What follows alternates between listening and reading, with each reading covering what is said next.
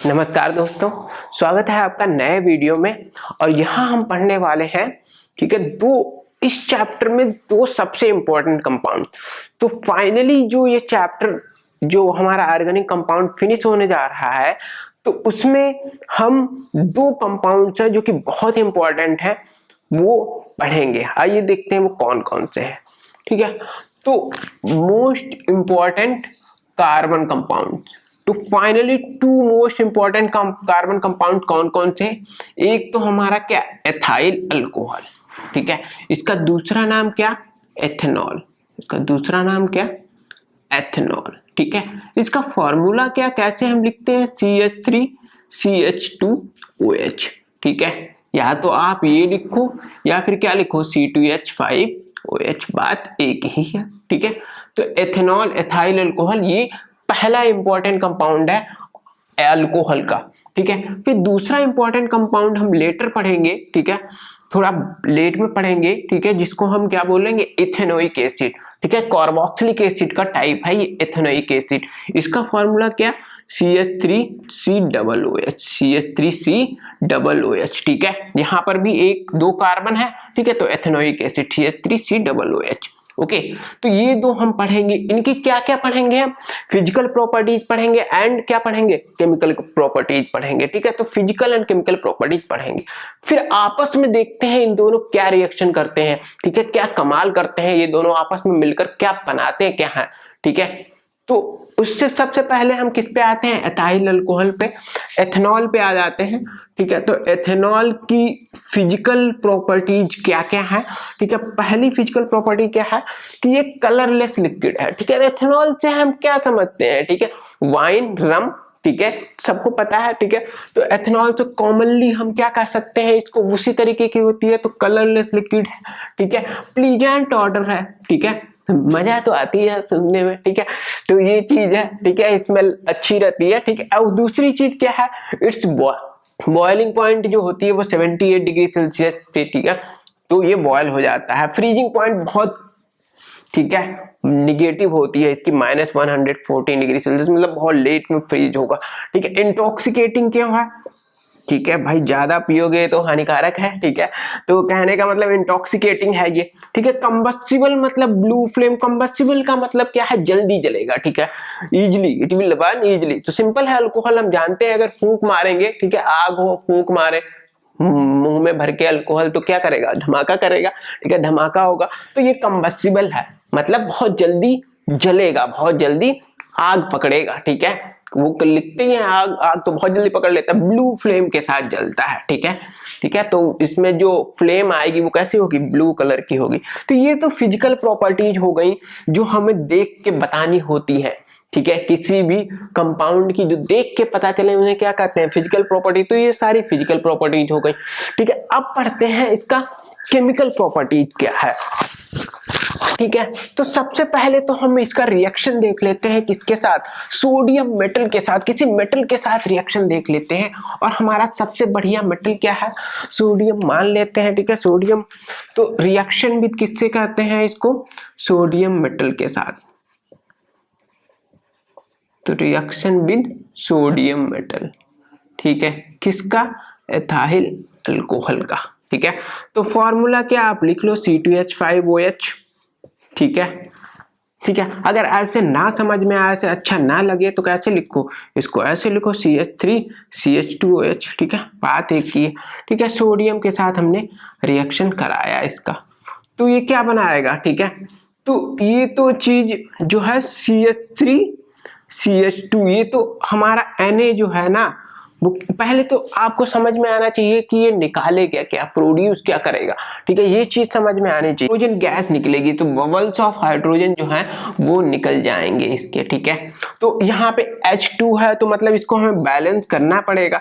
ठीक है, बाकी ये जो चीज बची है उसको इसके साथ लिख लीजिए, किसके साथ, सोडियम के साथ।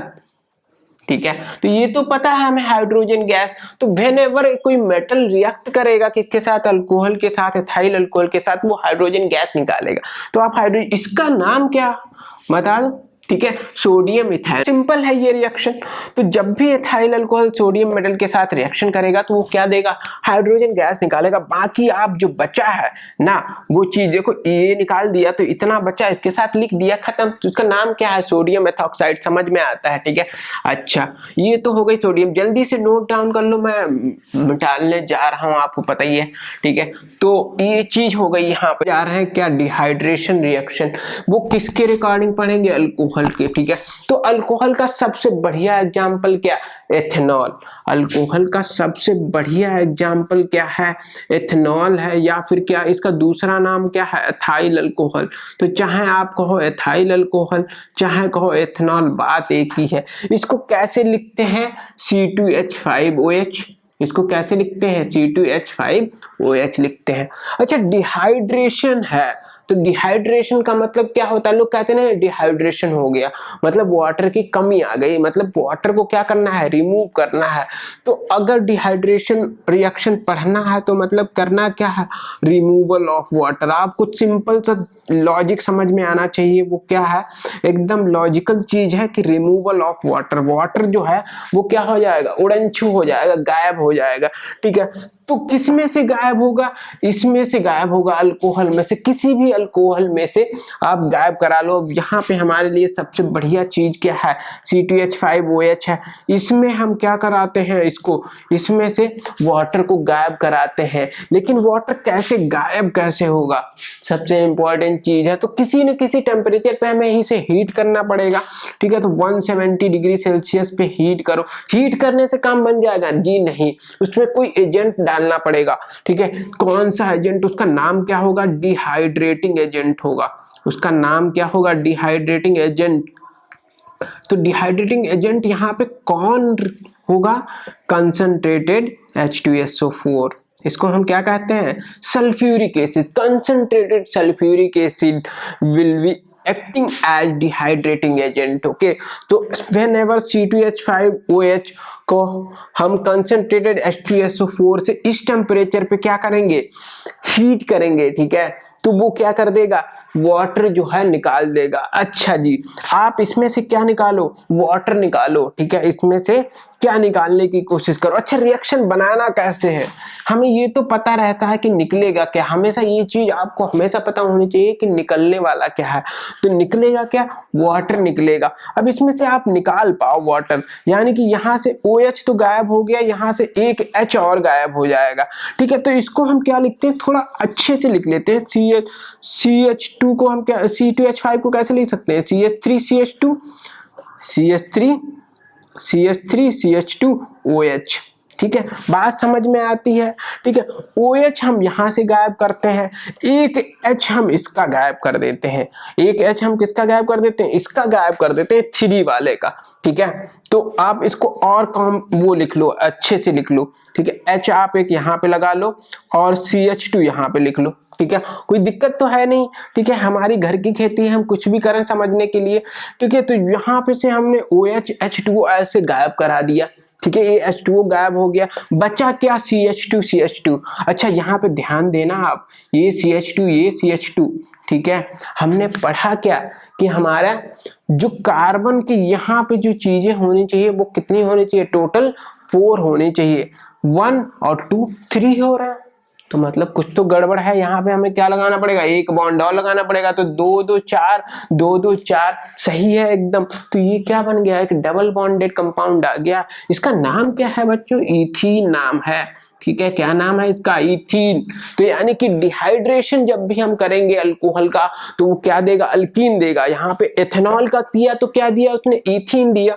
तो हम जनरली क्या कह सकते हैं कि whenever we will do dehydration of alcohol, what will it give, it will give alkene। तो ये बहुत मजेदार चीज है, बहुत अच्छा रिएक्शन है, बहुत पूछा भी जाता है आपके एग्जाम में भी, एग्जाम पॉइंट व्यू से बहुत इंपॉर्टेंट है।